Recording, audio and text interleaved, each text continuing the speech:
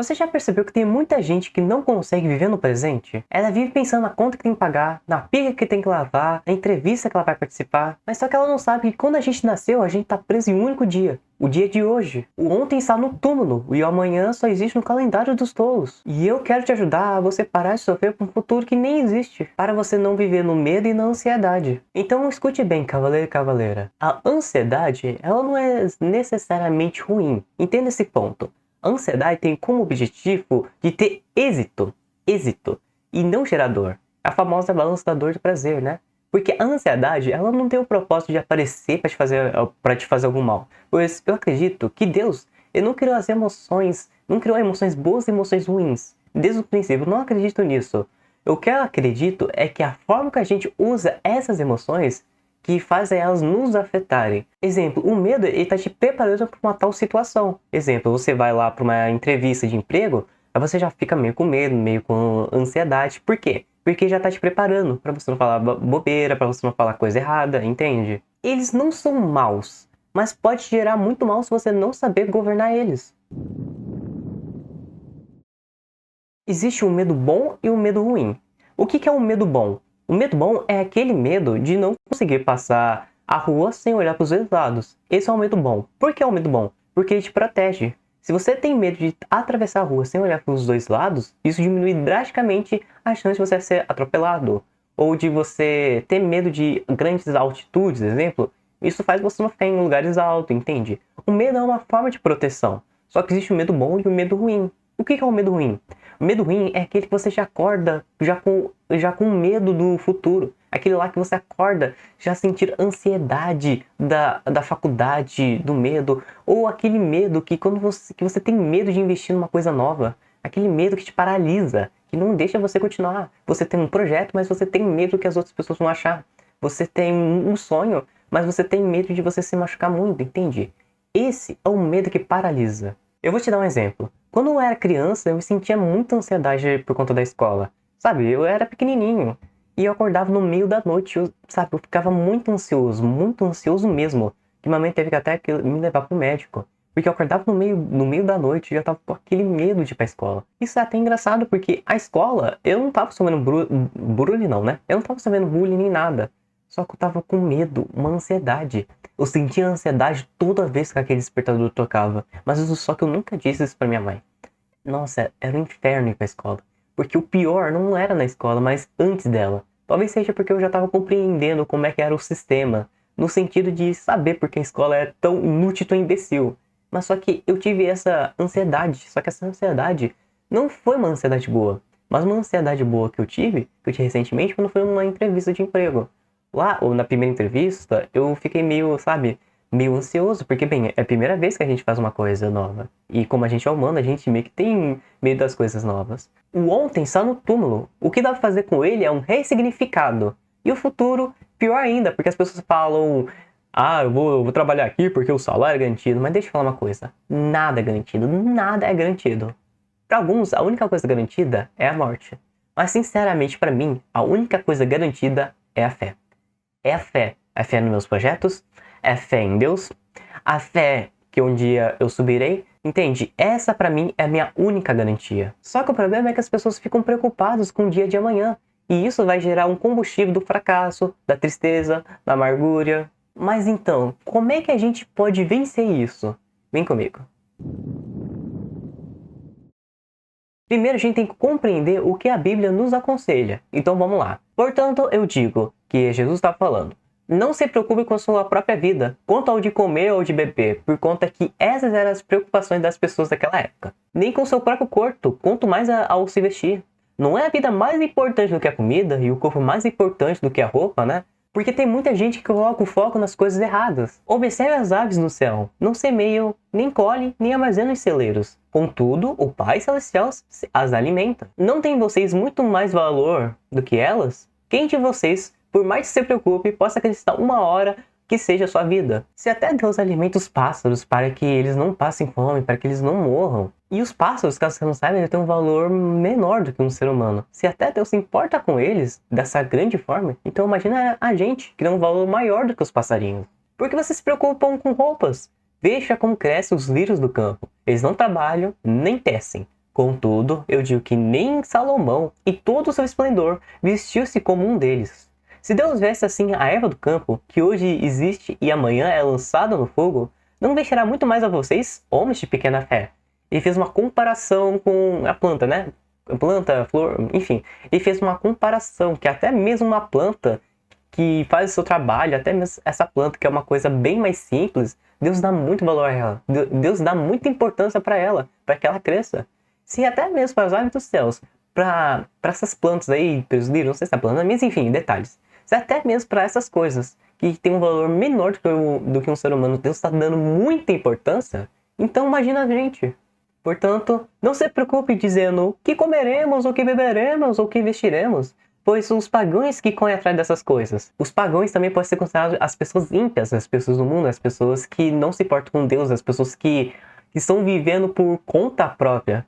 Porque um dos maiores erros da humanidade é tentar ser independente de Deus. Mas o Pai Celestial sabe que vocês precisam dela. Mas olha que Deus sabe que você precisa daquele emprego. Deus sabe que você precisa daquela roupa, daquela, sei lá, daquele abraço. Deus sabe, Ele não está ignorando. Busquem, pois, em primeiro lugar o reino de Deus e sua justiça, e todas as coisas serão acrescentadas a vocês. O que aqui está querendo dizer na minha percepção? Eu acredito que seja certo.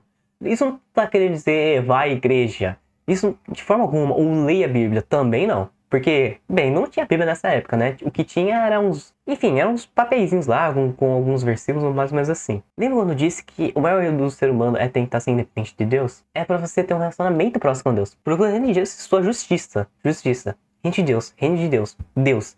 Tenha um relacionamento com Deus, ore com Deus, viva junto com Ele, não seja dependente. E justiça. Faça o certo. Faça o que é certo, não faça o que é abominável diante do Senhor, entende? Portanto, não se preocupe com o amanhã, pois o amanhã tratará as suas próprias preocupações. Basta um dia o seu próprio mal. Em outras palavras, viva um dia de cada vez. Porque muitas vezes a gente não consegue resolver um problema da manhã hoje. Entende? Muitas vezes a gente não consegue resolver isso. A gente tem que viver pensando em cada dia. No dia de hoje, depois no dia de hoje, depois no dia de hoje. Não no dia de hoje, da manhã e depois de amanhã, entende? Não dessa maneira. E tem esse aqui também, ó. O Senhor está comigo, não temerei. O que poderá fazer o homem? O Senhor está comigo, Ele é o meu ajudador.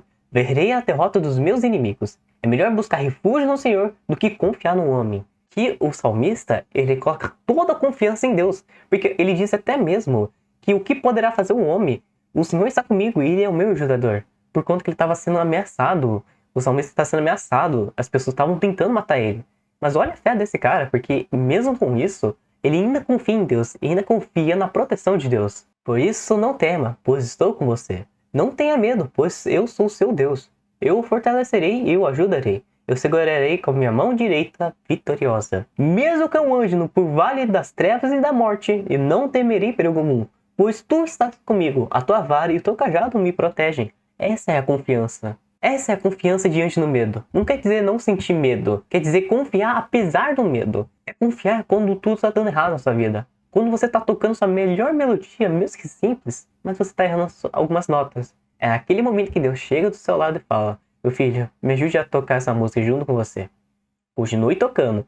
Faça a sua parte e eu farei a minha. Não viva ansiosos por coisa alguma, mas em tudo, pela oração e súplicas e com ação de graças, apresente seus pedidos a Deus. E a paz de Deus, que excede todo entendimento, guardará o coração e a mente de vocês em Jesus Cristo. Quem estava falando aqui é o apóstolo Paulo, e ele estava numa prisão naquele momento. E ele mandou uma carta dando um conselho esqueci para quem era, mas era para pessoas de Deus. Enfim, ele estava dando conselho, só que estava no pior momento. E agora, com todos esses versículos, a gente consegue lidar com medo e ansiedade. Vem comigo. Primeira coisa, não crie expectativas. Viva no presente. Tem muita gente que cria expectativas de outras pessoas. Que as outras pessoas façam aquilo, que as outras pessoas lembrem do aniversário, que as outras pessoas, sabe, criam expectativas das outras pessoas. Eu falo, espere tudo de Deus, pouco de si mesmo e nada dos outros. É esse momento que, ao invés de você criar expectativas, coloque a fé. Ao invés de você criar expectativas de que talvez isso vai dar certo, coloque sua fé. Faça seu pedido a Deus. Ao invés de criar expectativas para outra pessoa te amar da maneira que você quer, tenha fé. Converse com ela, mas não crie expectativas. Outra coisa, a gente sempre vai enfrentar dias difíceis. Sempre vai ter momentos na nossa vida que vai ter alguns momentos difíceis. Só que ansiedade não desfaz isso. Na verdade, Você tem que apenas deixar organizado. Usa essa ansiedade, mas apenas deixa organizado. Não tô dizendo nunca sentir ansiedade. Eu tô falando, não deixe ser dominado pela ansiedade. Vai ter dias bons, vai ter dias ruins. Não importa. De qualquer maneira, Deus vai estar com você. Além do mais, a única coisa que você pode fazer, deixa organizado, mas não tenta controlar o amanhã. Você pode deixar organizado o que você vai fazer amanhã, do que você vai precisar ter feito, o que você pode já fazer agora, mas não tenta controlar o futuro. O amanhã terá os frutos que você plantou hoje e dos pensamentos que você manteve na sua cabeça. Então não esquece disso. O seu futuro vai estar conectado com isso. Mas a gente não tem uma bola de cristal para saber o que vai acontecer no futuro. Deixa organizado, mas não precisa viver com ansiedade, tentando controlar o que é incontrolável. Só que esse e o próximo é o ponto mais importante. Você já entendeu que a ansiedade, que a gente não precisa viver em ansiedade, a gente não precisa viver pensando no dia da manhã, viver 2 dias por vez, não. Você já entendeu que Deus está com a gente, que Ele cuida da gente, que Ele vai sempre nos ajudar, Ele vai sempre nos fortalecer no pior momento, blá blá blá blá blá. Tá, você já entendeu essa parte, beleza? Só que você é humano, eu sou humano. O que isso quer dizer? A gente vai sentir ansiedade, a gente vai sentir medo. Que por sinal, coragem não quer dizer ausência de medo. Coragem é agir com medo. O que eu tô querendo dizer é que mesmo a gente sabendo disso, a gente ainda vai sentir ansiedade porque a gente é humano, a gente é humano. Eu já terminei de sentir ansiedade. Eu sou uma pessoa que não sou mais controlada pela ansiedade. Eu posso dizer que eu terminei, eu não sinto mais ansiedade. Pelo menos de forma constante. Pelo menos não de forma constante, porque aprendi a viver sem ser com ansiedade. Claro que em alguns momentos eu vou sentir, mas isso faz parte da vida. E quando você tiver com essa ansiedade, você pode fazer 2 dessas coisas. Na verdade 3, mas 2 dessas coisas. A primeira coisa é você pode entrar no seu quarto, fechar a porta, sentar, fechar o olho e, sabe, fazer uma oração a Deus. Faça uma oração a Deus. Começa a agradecer por tudo. Chega e fala: Deus, muito obrigado por essa casa, muito obrigado por essa cama, por essa comida. Mas Deus, eu tô sentindo muita ansiedade. Eu tenho medo daquilo. Então, Deus, por favor, faça que eu consiga ter uma boa entrevista de emprego. Por favor, Deus, faça que eu consiga ir bem. Em outras palavras, ore a Deus, começando agradecendo. E depois de você orar, começando a agradecer, faça suas súplicas, faça o seu pedido. Isso mescla bem. Mas tem outra coisa também que você pode usar caso isso não funcionar. Já que aquilo que o apóstolo Paulo, o que o apóstolo Paulo disse, foi uma dica para uma determinado grupo. Mas é interessante a gente tentar praticar isso. Mas o princípio aqui é em Deus. Porque a segunda coisa que você pode fazer caso a primeira não funcionar, é você sentar e começar a agradecer por 7 minutos.